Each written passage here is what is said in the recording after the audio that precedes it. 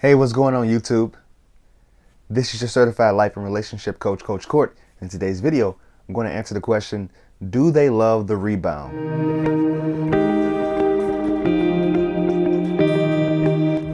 Thank you for sticking around. I appreciate you guys doing that. If you are viewing me for the first time, please subscribe to the channel by clicking that subscribe button and ringing that little bell so you're notified for my newest content. The big question that I get from my clients is, do they love their rebound?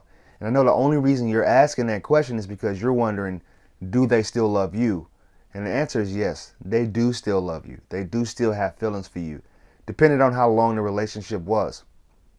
But also, even if it wasn't for a substantial amount of time, they still are going to have those memories, and they'll ruminate on those memories when they're not with you, because a lot of things needs to be taken into account when it comes to dealing with their rebound person. But before I get into that, if you want my help via email, please reach out to me on my website, www.fruitfulseeds, with a Z at the end.com. And please keep your emails to 2 to 3 paragraphs, no more than 500 words. It's really tough to respond to lengthy emails. If it was somebody that they were just friends with, beforehand, most likely they've had time to build a stronger bond and a stronger connection, so they know each other more. If it's with somebody that they just met, chances are they won't love that person right away, because it takes a little bit of time to get to know somebody, and they'll be in that honeymoon phase, and they may think, we'll get to that later, they may think that they love that person depending on their attachment styles, but chances are it won't last, because 80 to 90% of relationships that start from being on the rebound, within 3 months that'll fail. And this is based on scientific studies and people that I've worked with in the past. The relationships where they lasted longer than a year, those ended up turning into toxic situations or turn into codependent relationships. So one of the biggest factor in that relationship that they're in is going to deal with attachment styles. I always take it back to attachment styles, because I like to know how that person developed their way of loving somebody. And if they have an anxious attachment style, right away they'll think that they love that person. They'll think that that person is the one that they've been missing. But because anxious preoccupied types have an unhealthy way of viewing love and falling in love with people, they'll make it seem as if they love that person right away, and they may have really deep, intense feelings for them. But after that 3-4 month mark, they'll start to see who that person is. The mask will come off, and in the beginning they'll be thinking about you, because it takes a really long time for somebody to build a true bond with somebody that they can actually really attach to.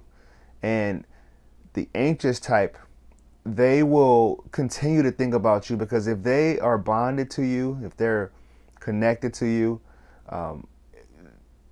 that's one thing I like about the anxious preoccupied type. They're very committed to the person that they're with. It's almost an unhealthy level of commitment, but it'll be a hard task to achieve, to get them to disconnect from you right away. The avoidant type, now this is the one that'll really bounce from short-lived relationships, because they don't like that closeness. They don't crave it. They don't need it. So if they were connected to you and had an attachment to you, that's, first off, it's a very hard thing. First off, it's a very difficult thing for them to do to begin with, because when people get really close to them, that's when they'll start to distance themselves, and they'll dart on that person, or they'll gain their independence back. So if that person is an anxious attacher and they get too close to the avoidant, if you know that your ex is an avoidant, then most likely their relationship is going to end maybe even before the 3 months, because when they're coming out of a relationship with you and it was very close, they're going to need some time to find themselves again and gain their independence back. Now, when I have clients that reach out to me and they know that their ex is an avoidant type, the biggest question they have is, should I reach out? And I always tell them, if it's been a significant amount of time and the avoidant has been able to process those feelings and those emotions, then yeah, I would say reach out. If it's been 3-4 months, then it's a good time to reach out to them, because they want to initiate and try to get that communication with you going again. So it's a good idea for you to reach out if you're the anxious. Now, the secure attacher are the ones that you probably won't even see get into a rebound relationship, because they understand what it takes to get themselves back to feeling well, how to recover from the breakup, and to get themselves back to who they was before they got into the relationship. So what can you do about it, whether you know they love the person or not? Control your emotions, control your feelings. I mean, the one thing that you have control over in your life isn't your spouse, isn't your ex. It's you and your mental health and the way that you view things. So the one thing you can do is stop obsessing over your ex. Stop obsessing over whether they're with that person or not, if they're hanging out during quarantine, what they're doing during quarantine. That's not going to help you. It's going to make things worse. Focus on trying to be the best person you can be. Focus on healing yourself and finding your purpose, doing what you love to do. So if you found this video of any value, please like, comment, and share.